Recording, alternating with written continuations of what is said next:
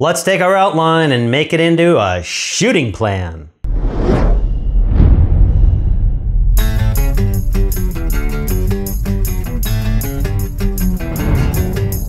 This is part 3, so if you just joined us, please pause this video and make sure to watch parts 1 and 2 right over here somewhere, so you show up with an outline like everyone else and can follow along. Okay, now you want to take your outline. You made an outline, right? And plan it all out. Why? Well, if you try and build a house with no plan, it can end up being really bad. If you try and build an episode with no planning, it can also turn out bad or not as good as you like. But first, let's take a moment while Old Uncle Filmmaker, that's me, tells you just one of the many practical applications regarding the skill of video planning, which you should develop and practice. Once upon a time, a boy named Johnny decided to make a career at being a filmmaker. So Johnny approached a local bike shop owner, Bob the bike shop owner, and proposed a promotional video for his bike shop. Johnny, knowing he has no credentials, realizes he can gain experience and use this video to get a portfolio together. So Johnny says, "And Bob, I'll do this for free."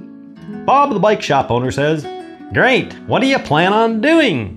Johnny then responds, "Well, I don't know. I'll bring my camera and talking stuff and film stuff and see what happens. Maybe add some cats or something. Everyone on YouTube likes cats." Bob the bike shop owner, not being a complete idiot, decides it's a bad idea to put the credibility of his business in Johnny's hands, as A, he doesn't like that Johnny called him Bob instead of Sir or Mr. Bike Shop Owner, and B, realizes Johnny couldn't plan his way out of a clear plastic bag. Bob the bike shop owner, wanting to be a nice chap, says, "I'm sorry, Johnny, but I don't need that right now." The end. So this planning thing is a skill you need to learn and practice, and we're going to start with your own YouTube episode. If you recall, my simple episode idea was explaining a battery grip, and my outline started with this.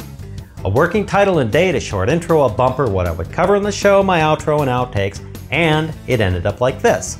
My intro, gripping a battery and trying to be punny, my bumper, and all my show's dialogue that I read over and over and over until I felt it wasn't a bunch of blah blah blah, my outro, my outtakes, and I'll leave those until there are some. We did step 1, create a simple outline, a plan. We also did step 2, create what will be said and keep it as simple as possible. Now we move to step 3, which is decide what will be seen. Again, 1, outline, 2, what is said, 3, what is seen. For step 3, we plan the stuff we want to shoot and any graphics we want to put into this video.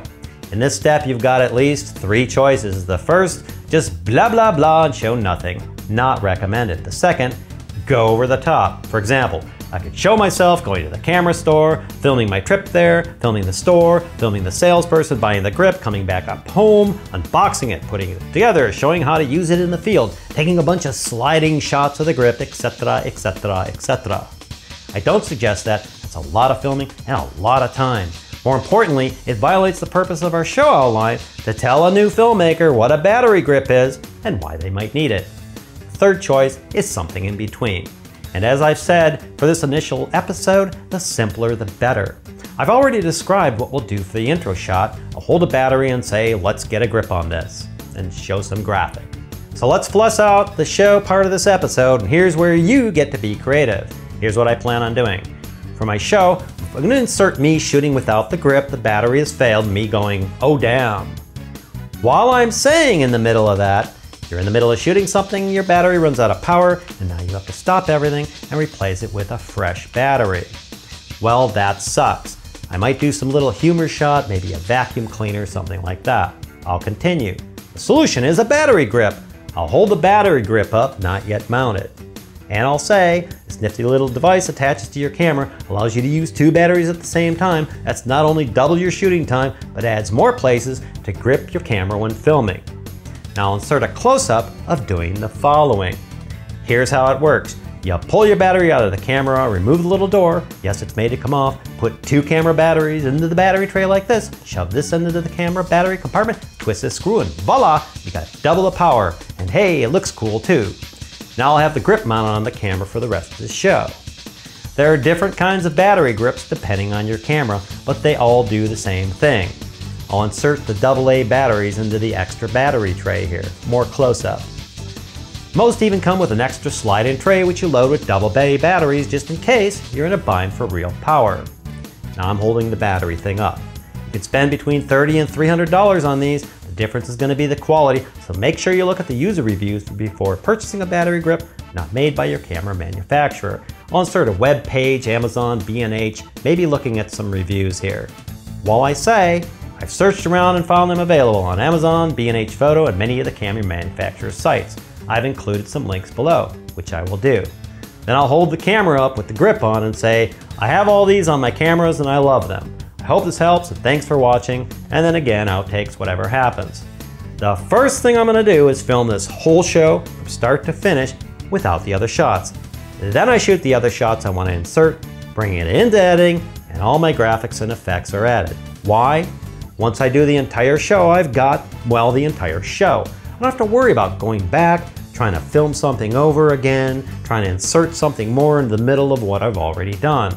I also have all the audio, so no matter what I do, I have the voiceover track for the entire show. If I don't do that, I might have to reset up my room, my camera, my equipment, my lighting, my sound, try and make it look and sound the same, and as you'll see in later episodes, this can take some time to do that right.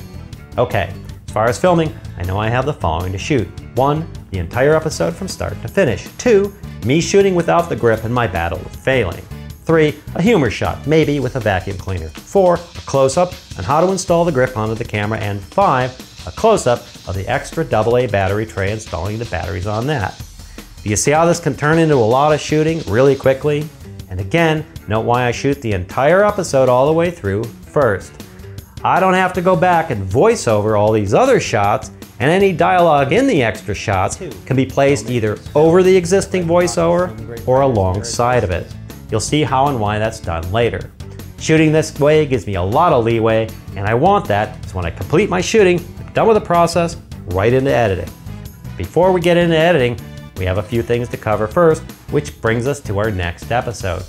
How we're going to set up the environment we're filming in, and it's way more than just sitting in a chair and hitting the record button. So, your homework, if you're following along, is to take your basic outline that you wisely worded with your dialogue and flush out the shots like I described for your episode. You can create epic awesomeness with 67 different scenes and 35 different locations later, but for now let's keep it simple.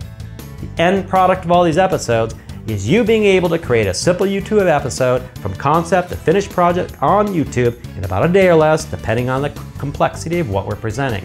And again, I won't write or rewrite your episode for you, but if you need help, send it to thebasicfilmmaker@gmail.com and I'll see what I can do. I hope this helps, and thanks for watching.